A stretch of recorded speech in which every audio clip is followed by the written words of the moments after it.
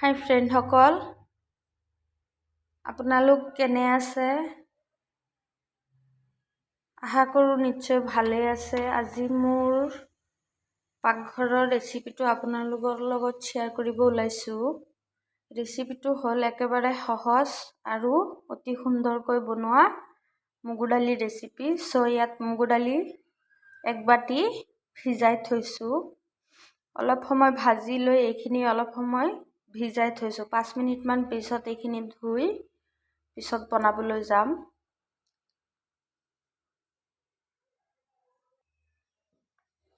এয়া মই মগু দালিখিনি ভালদৰে ধুই চৰুটোত পাতি দিছোঁ। এফালে এতিয়া অলপ নিমখ দি দিম। নিমখ দিলে কি হয়, সোনকালে সিজি যায়। মই একেবাৰে নিমখখিনি দি দিলোঁ আৰু এতিয়া ভালদৰে সিজাই ল'ম। এয়া মোৰ দালিখিনি কাঢ়াৰ সময় হৈ গ'ল। ফেন ওপৰলৈ উঠি আহিছে। এতিয়া ভালদৰে এইখিনি কাঢ়ি ল'ম একেবাৰে ধুনীয়াকৈ। আৰু কাঢ়ি লোৱাৰ পিছত 4-5 ফুটমান নহৰু থেতেলি দিম। তেতিয়া কি হয়, দালিত ধুনীয়া এটা ফ্লেভাৰ আহে। আৰু কেঁচা পিঁয়াজ, কেঁচাই অলপ পিঁয়াজ দি দিম।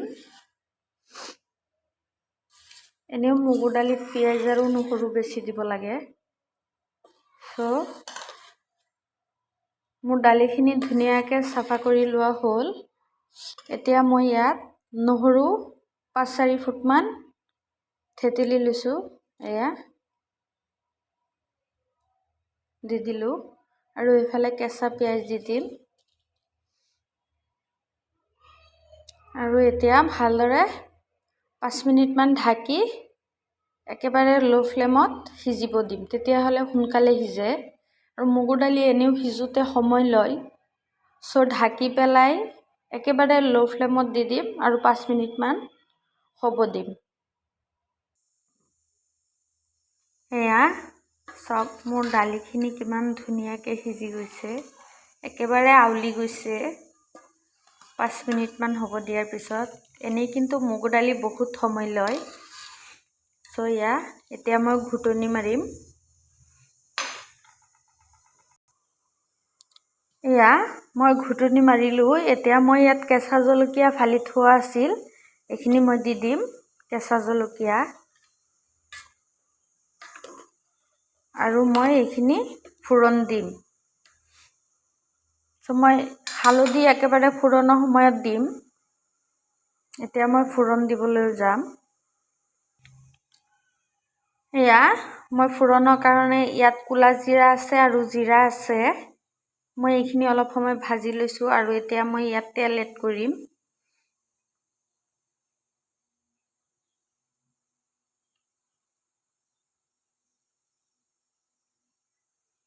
তেলখিনি গৰম হোৱালৈ মই ইয়াত শুকান জলকীয়াখিনি ভাজি ল'ম।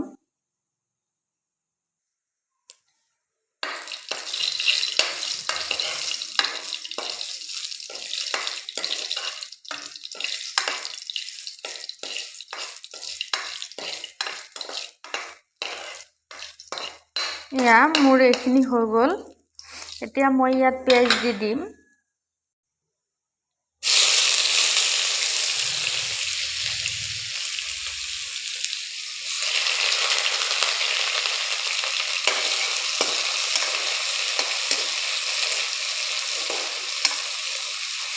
আৰু এইখিনি ভাজি একেবাৰে ৰঙা কৰি ল'ম।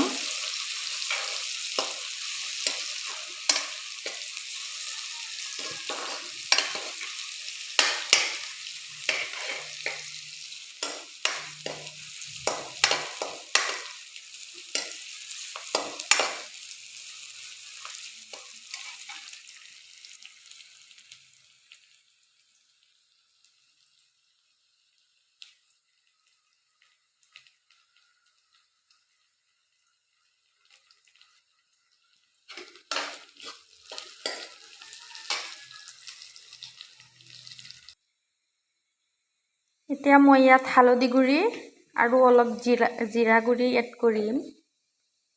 একেবাৰে কম পৰিমাণ দিম।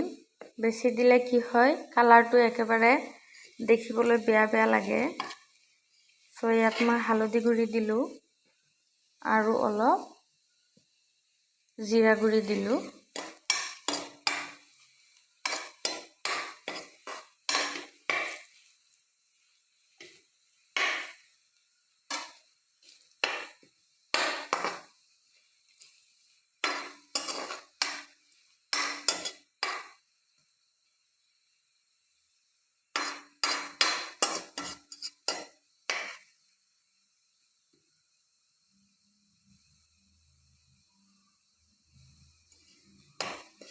মোৰ এইখিনি ৰেডি। এতিয়া মই ইয়াত দালি দি দিম। এয়া মই দালিখিনি দি দিলোঁ। চাওক কালাৰটো কিমান ধুনীয়া হৈছে। ইয়াতকৈ বেছি হালধীয়া হ'লে দেখিবলৈও বেয়া লাগে আৰু খাবলৈও এটা হালধিৰ যিটো ফ্লেভাৰ সেইটো একেবাৰে লাগি যায়। চ' এতিয়া মই এইখিনি এটা বলক আহিব দিম আৰু ধনিয়া পাত দি উঠাই ল'ম।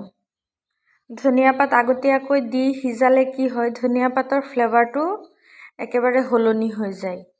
চ' দালিখিনি হোৱাৰ পিছত ফোৰণ দি লৈ দালি তুলি লৈ পাছতহে ধনিয়া পাতখিনি দি ঢাকি থলেই হ'ল। ধনিয়া পাতো সিজি যায় আৰু ইয়াৰ ফ্লেভাৰটো দালিৰ লগত ধুনীয়াকৈ মিহলি হৈ যায়।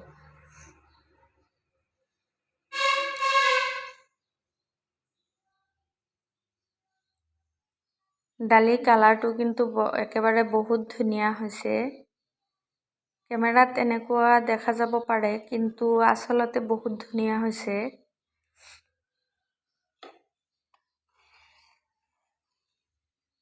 এয়া হৈ গ'ল মোৰ পাৰফেক্ট মগু দালি। চ' মোৰ ৰেচিপিটো চাই কেনেকুৱা লাগিল নিশ্চয় কমেণ্ট কৰি জনাব আৰু ভাল লাগিলে লাইক শ্বেয়াৰ কমেণ্ট কৰিব। আকৌ দেখা হ'ব নতুন এটা ৰেচিপি লৈ। এয়া এতিয়া মই ইয়াত ধনিয়া পাত এড কৰি দিম আৰু দালিখিনি অফ কৰি ঢাকি থৈ দিম। এয়া হৈ গ'ল মোৰ পাৰফেক্ট মগু দালি।